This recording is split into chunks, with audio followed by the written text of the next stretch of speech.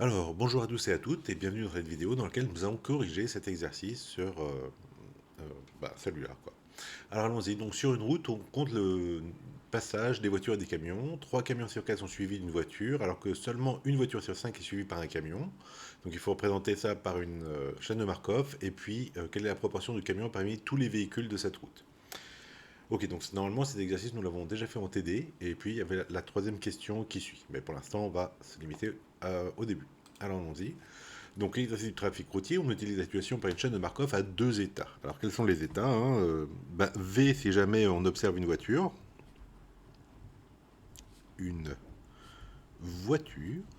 et puis C, si on observe un camion. Ok, alors peu importe l'ordre, hein, mais tant pis, il faut bien en choisir un. Donc V, c'est voilà. J'observe une voiture, quelle est la probabilité de re-observer une voiture? Alors hop, on voit ici. Seulement une voiture sur 5 est suivie d'un camion, d'accord. Alors c'est plutôt une voiture sur 5, donc c'est plutôt comme ça, un cinquième pour passer de V à C. Et donc ici ça me fait 4 cinquièmes, ok. Et puis quand j'observe un camion, qu'est-ce qui se passe? 3 camions sur 4 sont suivis d'une voiture, d'accord. Donc quand je suis dans l'état C, 3 quarts du temps je passe à l'état V, et un quart du temps je reste en état C, d'accord. Voilà. Donc, bon, bah, c'est à peu près tout, hein. On peut dire la matrice de transition associée. Alors, on le dit et puis il faut l'écrire. Et, pouf, pouf. Alors, comme c'est transition, je vais l'appeler T, tiens. Égale. Alors, pareil, il faut choisir un ordre, hein. Tant pis, c'est pas le même. Bon, alors, on va faire V et C, peu importe. Voiture. Donc, de voiture à voiture, ça fait 4 cinquièmes. De voiture à camion, ça fait un cinquième. Après, de camion à voiture, ça fait camion, 4 voitures, 3 quarts. Et l'autre, donc, un quart, ok. Donc, si jamais vous n'avez pas le même ordre, bah, ça vous donne une matrice pas un peu différente. Enfin bref, on échange, on fait une symétrie, mais c'est pas très grave, quoi. Ok.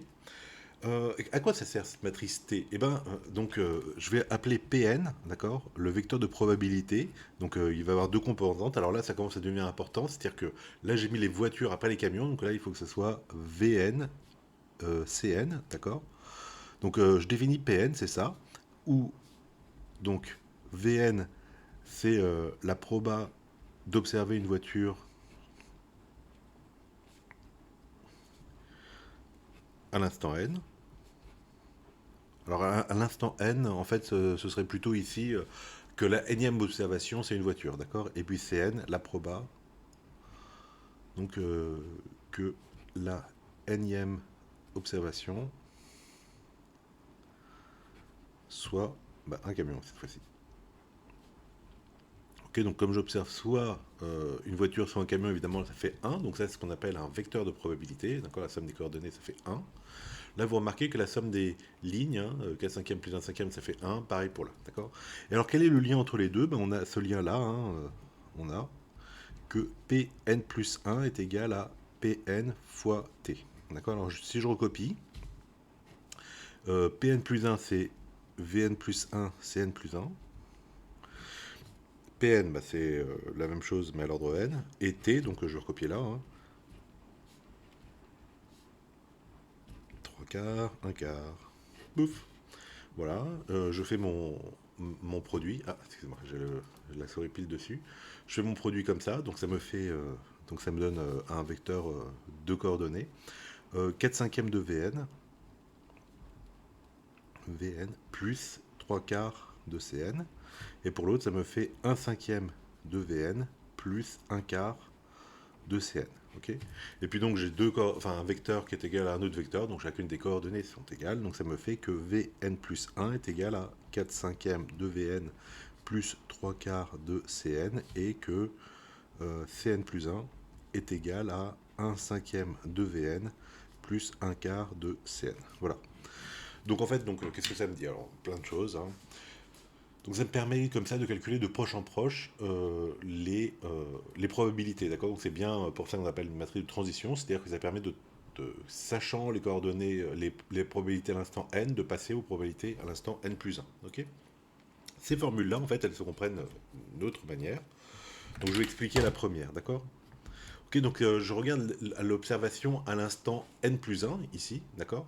Mais je vais conditionner par les observations à l'instant n, d'accord? Donc soit je vois une voiture à l'instant n, alors c'est pas le même Vn, parce que là c'était la probabilité, et là c'est un événement, d'accord?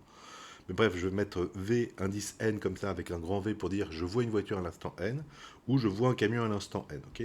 Vous êtes d'accord que ces deux événements-là, bah, l'univers, enfin ça forme un univers, hein, et si c'est pas l'un, c'est l'autre, alors qu'on a, ok? Et en fait, on va utiliser la formule des probas totales pour ça. C'est-à-dire que, donc moi ce que je cherche c'est quoi? C'est d'observer donc Vn plus 1, c'est-à-dire quelle est la proba de mon truc grand Vn plus 1, d'accord? Puisque ça c'est j'observe une voiture à l'instant n plus 1, donc la proba d'observer une voiture à l'instant n plus 1, et c'est vraiment mon Vn plus 1, ça c'est un V qui est bizarre, d'accord? Ok. Et alors, qu'est-ce que je vais faire? Ben, je vais utiliser ce qu'on appelle la formule des probas totales. D'accord? Donc je vais partitionner cet événement-là, enfin je vais conditionner cet événement-là en fait avec ces deux-là. D'accord? Donc ça me donne quoi? Ça me donne P, la probabilité, sachant que j'ai observé à l'instant n une voiture de Vn plus 1 fois la probabilité d'avoir observé la voiture à l'instant n, plus la probabilité, sachant qu'à n, pardon, j'ai observé un camion de Vn plus 1 fois la probabilité de Cn. Ok?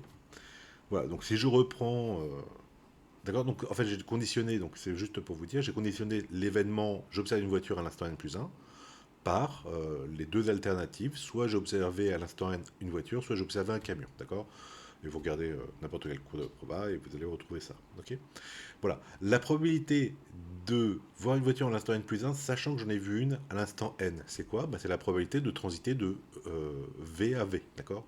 Alors ça, c'est ce qu'on appelle l'homogénéité, c'est-à-dire que des chaînes de Markov, c'est-à-dire que ça ne dépend pas, hein, la probabilité de ça, ça ne dépend pas du n, ok? Donc c'était dans les hypothèses qu'on avait faites au tout début du cours, d'accord? Donc ça, ça me fait mon 4 cinquième, d'accord? C'est-à-dire la probabilité de transiter, sachant que j'ai vu une voiture, de revoir encore une voiture fois. Alors le grand P de grand Vn de cet événement-là, c'est petit Vn, hein, plus la probabilité, sachant que j'ai vu un camion à l'instant n, de voir une voiture à l'instant n plus 1. Donc là, c'est le 3 quarts. D'accord? Et fois P de Cn, la probabilité de voir un camion à l'instant n, bah, c'est petit Cn. Ok? Et donc j'ai Vn plus 1 est égal à ça. D'accord? Voilà. Et donc je retrouve cette première ligne-là, c'est exactement celle-là. D'accord? 4 cinquièmes de Vn plus 3 quarts de Cn. Ok.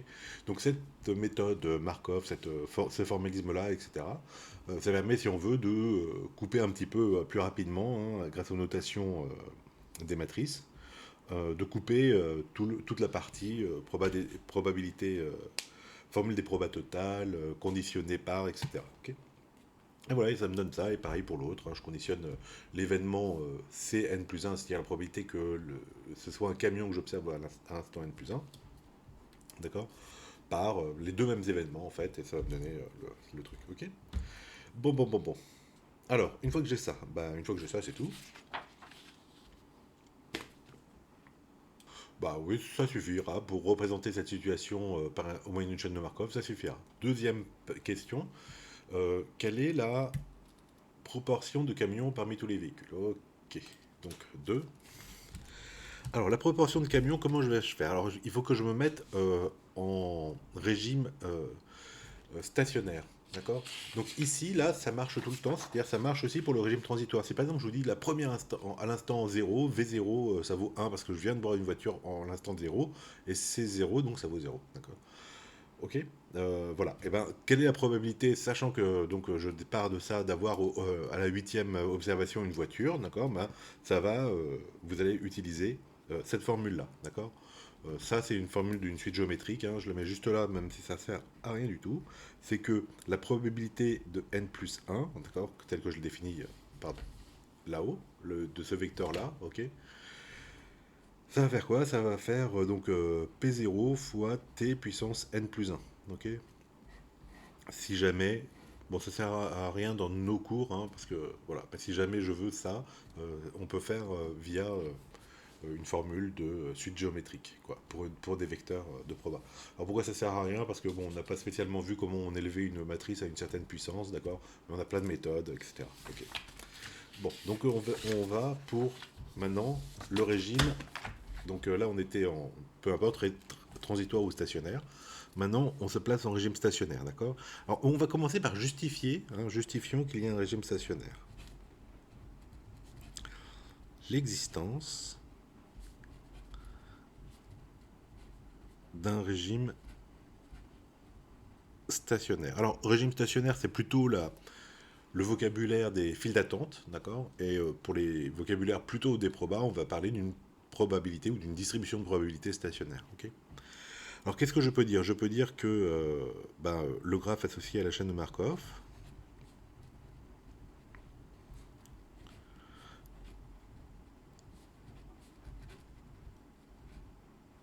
est, alors pour le justifier, il faut dire qu'il est apériodique et fortement connexe. Voilà, et ces deux conditions-là me suffisent pour dire donc cette chaîne de Markov, hein, cette chaîne de Markov admet une probabilité, une distribution, les distributions de probabilité stationnaire. D'accord? Donc les deux conditions pour avoir une distribution stationnaire, c'est qu'elle soit apériodique et fortement connexe. Alors ça sont les deux conditions, mais vous allez dire, c'est bien, je l'ai dit, mais pourquoi c'est vrai? Alors c'est vrai parce que c'est vrai, regardez. Donc c'est quoi apériodicité? C'est-à-dire la période d'un graphe, c'est le PGCD de la longueur de tous ces cycles. D'accord? Donc là, on a un cycle de longueur 1, puisqu'il fait pouf pouf lui-même. Là, il y a un cycle de longueur 2. Là, il y a un cycle de longueur 3. Par exemple, je peux faire 1, 2, 3. Je suis revenu à mon point de départ. Il y a des cycles de longueur 4. 1, 2, 3, 4, etc. D'accord? Bon, bref, il y a tous les cycles. Mais comme j'ai un cycle de longueur 1, de toute façon, le PGCD, ça va être 1, parce que j'ai PGCD de 1, 2, 3, 4, d'accord? Mais PGCD, c'est plus grand commun dénominateur, d'accord? Non. Diviseur, n'importe quoi. Donc plus grand commun diviseur, ouais, ouais, on y arrive, hein, pour le D. Et donc le diviseur de 1, il n'y en a pas beaucoup, hein, il n'y a que 1 lui-même. D'accord? Donc forcément, le plus grand, c'est 1, parce que c'est le seul diviseur de 1. D'accord? Là, j'ai une longueur, un cycle de longueur 1. Et le PGCD de 1 et puis de plein de trucs, c'est 1. Ok? Donc voilà, donc c'est apériodique et puis c'est fortement connexe parce que je peux passer de C à V, revenir, d'accord? De tout point, je peux aller à un autre point et y revenir sans problème. Ok? Voilà, donc là, il n'y a pas besoin de justifier plus que ça. Pouf. Et alors, d'accord. Donc, soit pi celle-ci. Donc, pi, ça va être alors. Il me faut le deux coordonnées, hein, dans le bon ordre. Donc, j'avais mis quoi? J'ai mis les voitures et les camions déjà. Voiture, camion, ouais, c'est ça. Donc, voiture, camion, ok. Celle-ci. Donc, la probabilité, la distribution de probabilité stationnaire, d'accord. Et donc, pi vérifie. Alors, pourquoi elle est stationnaire? C'est parce que, donc là, on avait vu que c'était le processus d'évolution, quoi, d'accord? À l'instant, là, c'est l'observation à l'instant n, enfin les probabilités d'observation à l'instant n. Là, les probabilités d'observation à l'instant n plus 1. Donc ça, c'est la matrice de transition. Et ben, pi, elle ne bouge pas. C'est-à-dire que pi est égal à pi fois t. Pi est égal à pi fois t. Soit. Donc j'écris ça sous la forme développée. Donc premier pi, c'est mon vecteur là. Probabilité des voitures, probabilité du camion, égale à les mêmes, voiture, camion, fois été, qui évidemment est au verso de la feuille. Bon, ok. 4 cinquièmes, 1 cinquième, 4 cinquièmes, 1 cinquième, 3 quarts, 1 quart. Ok, donc je refais le truc, hein, le calcul. Donc ça me fait 4 cinquièmes de pi v plus 3 quarts proba des camions. Et là, ça me fait 1 cinquième pi voiture plus 1 quart pi camion. Ok? Donc j'ai un vecteur avec deux coordonnées qui est égal à ce vecteur à deux coordonnées. D'accord? Donc j'ai bien que lui est égal à lui et lui est égal à lui. Ok? Alors je le mets en haut, tiens. Pouf. Donc, qu'est-ce que j'ai? J'ai donc première coordonnée, ça me fait que la probabilité stationnaire pour les voitures est égale à 4 cinquièmes de la probabilité stationnaire des voitures plus 3 quarts probabilité stationnaire des camions. Et l'autre, ça me fait que pi camion est égal à donc 1 cinquième de pi voiture plus un quart de pi camion. Ok, à ce niveau-là, alors ça va être très simple à faire. Attendez, je prends juste un stylo d'autres couleurs. Donc par exemple là j'ai pivé, d'accord. Donc là j'ai pivé aussi, je vais faire passer le 4 cinquième de l'autre côté, d'accord. Donc ça me fait 1 moins 4 cinquième, hein, le coefficient, donc ça me fait 1 cinquième. Donc 1 cinquième de pi v est égal à 3 quarts de pi camion. Ok, et si je fais la même chose ici, donc là cette fois-ci je fais passer le pi camion de l'autre côté, donc ça fait 1 moins 1 quart, donc 3 quarts de pi camion qui est égal à 1 cinquième de pi voiture. Ok. Et alors là, donc comme je vous dis tout le temps, les deux trucs sont liés, d'accord. C'est la même en fait équation. J'ai juste échangé à gauche à droite, d'accord. Le 1 cinquième pi v il est là et le 3 quarts de pi camion il est là. Ok. Donc c'est la même chose. Alors comment est-ce qu'on s'en sort? On sait que pi c'est aussi une probabilité, hein. Pi étant une distribution de probabilité, étant une distribution de probabilité, on a, ok, j'ai que la somme des coordonnées est égale à 1, d'accord. Bon, je remplace n'importe laquelle dans l'autre. Donc par exemple, je sais que pi v c'est 15 quarts de pi camion, d'accord. Donc ce pi v là, je le remplace par soit donc 15 quarts, d'accord, 3 fois 5, 15 de pi camion plus pi camion est égal à 1. D'accord, donc ça fait quoi? Ça fait que, alors lui il faut le remettre sur 4 pour faire la somme, donc ça fait 19 quarts de pi camion est égal à 1, soit donc pi camion est égal à 4 sur 19. Ok, pi voiture c'est donc égal à 15 sur 19. Pourquoi? Parce que c'est le complémentaire, hein, à 1, d'accord, la somme des deux fait 1. Si vous voulez vérifier, c'est pas dur, hein. Pi v, qu'est-ce que j'ai dit? J'ai dit que pi v, d'accord, c'était 15 quarts de pi fois c, d'accord. Le pi camion, il est où? Il est où? Il est où? Il est là. C'était 4 10 sur 19, d'accord. Donc le 4 qui est ici, il vire avec le 4 qui est ici, d'accord. Il reste le numérateur, le 15, 3 fois 5, 15, sur le 19 qui est là. Ok. Et donc ça vous fait bien le 15 sur 19 ici. Ok. Voilà, et ben c'est tout. On a les probabilités de stationnaire, et donc en moyenne, hein, d'accord, en moyenne, la proportion de camions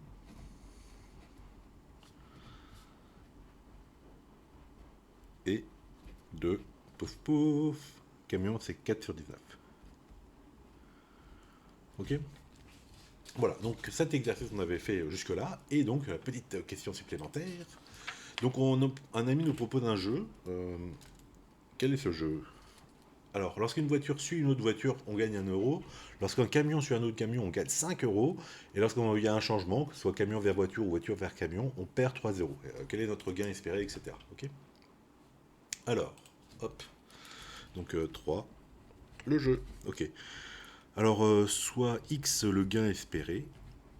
Alors, je ne vais pas définir exactement la variable aléatoire x, d'accord, qui, à chacun des transitions du graphe, d'accord, associe le gain, d'accord. Bon, je ne le définis pas, ça ne sert pas à grand-chose. Alors, moi, ce que je veux, c'est l'espérance de x, d'accord.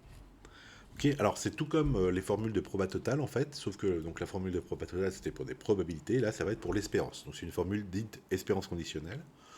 Donc, l'espérance de x, c'est l'espérance de x sachant que j'ai vu une voiture à l'instant d'avant, fois la probabilité d'avoir vu une voiture à l'instant d'avant, plus l'espérance de x, sachant que j'ai vu un camion à l'instant d'avant, fois la probabilité de voir un camion à l'instant d'avant. D'accord. Alors peut-être vous vous dites, il y a deux notations, ouais, alors il y a la moderne et l'ancienne, quoi. Donc ça c'est la notation française des conditionnels, d'accord. X sachant V, et là j'ai dû utiliser la moderne ou l'anglaise, d'accord. Le conditionnel, ce par contre on conditionne, on le met en dessous. Okay, ce sont les deux notations. Voilà. Et ben écoutez, c'est tout, hein. Alors, il n'y a plus qu'à. Donc, l'espérance de gain, sachant que je suis que j'ai vu précédemment une voiture, c'est quoi? Donc j'ai vu une voiture avant, hein, Donc mon espérance de gain, c'est quoi? Donc 4 fois sur 5, je revois une voiture. Donc 4 fois sur 5, combien je fais? Je gagne combien moi? Quand c'est voiture-voiture, une voiture sur une autre voiture, on gagne 1 euro. D'accord? Donc fois le gain, 1, plus. Et donc une fois sur 5, ben, je passe de voiture à camion et donc je perds 3 euros. Ok? Donc fois la probabilité des voitures, plus. Et là, pareil, sachant que je viens de voir un camion, enfin l'instant précédent, c'était un camion que j'ai vu, d'accord? Donc maintenant, qu'est-ce que je peux voir? Alors si c'est un camion, donc c'est un camion avec une chance sur 4, c'est marqué ici, donc un quart, fois... Alors combien je gagne quand c'est camion-camion? On gagne 5 euros, plus, et donc 3 quarts du temps, je perds 3 euros, d'accord? Puisque je fais le changement inverse, d'accord? Et ça, c'est fois la probabilité de camion, ok? Alors j'ai mis les probabilités, en fait, c'est parce que j'ai sorti la formule du cours direct comme ça. Mais ce sont les probabilités stationnaires, d'accord? Alors c'est pour ça qu'il nous les faut. Hein, je ne peux pas résoudre la question 3 sans avoir résolu déjà la question 2 pour avoir les probabilités stationnaires, d'accord? Voilà, donc bah écoutez, je vais faire mon truc. Donc ça me fait quoi? Ça me fait 4 cinquièmes moins 3 cinquièmes, donc ça me fait 1 cinquième fois pi v, je vais mettre comme ça, plus. Et ici, ça me fait quoi? Ça me fait 5 moins 9, donc 5 moins 9, donc ça fait moins 4 sur 4. Bon, alors je vais le laisser, non, moins un alors. Ouais, bon, moins 4 sur 4, je le laisse comme ça, fois pi camion, ok? Et maintenant je change, je remplace pi v et pi c parce que je connais, où est-ce que j'ai commis ça? Alors, pi v c'était 15 19e, donc ça me fait 1 cinquième fois 15 sur 19, plus, enfin moins plutôt, hein. Bon, 4 sur 4 c'est 1, et donc là c'était juste la probabilité des camions qui était 4 sur 19. Ok? Bon, bah écoutez, il me reste plus grand chose à faire. 5 et 15 là, ça se simplifie, ça fait 3 sur 19, moins 4 sur 19, ça me fait donc moins 1 sur 19, ok? Voilà, et donc quoi? Oups, pardon. Et donc, bah, l'espérance de gain est négative. L'espérance de gain étant négatif, bah on ne joue pas. D'accord? Voilà, puisque évidemment, moi je ne joue qu'à des jeux où j'ai une espérance de gain positive, hein, je ne joue pas sinon, hein. Voilà, donc bah, c'est tout. Donc cet exercice, vous voyez, donc il y a un petit complément par rapport à ce qu'on avait vu, c'est-à-dire cet aspect économique qui est intéressant en lui-même, hein, parce que voilà, on fait des files d'attente, mais souvent on se demande si je rajoute un serveur, donc ça me coûte plus cher, mais est-ce que ça me permet de gagner plus si mes clients me rapportent X, etc. Donc voilà, il y a ce petit aspect économique. On peut essayer aussi de voir.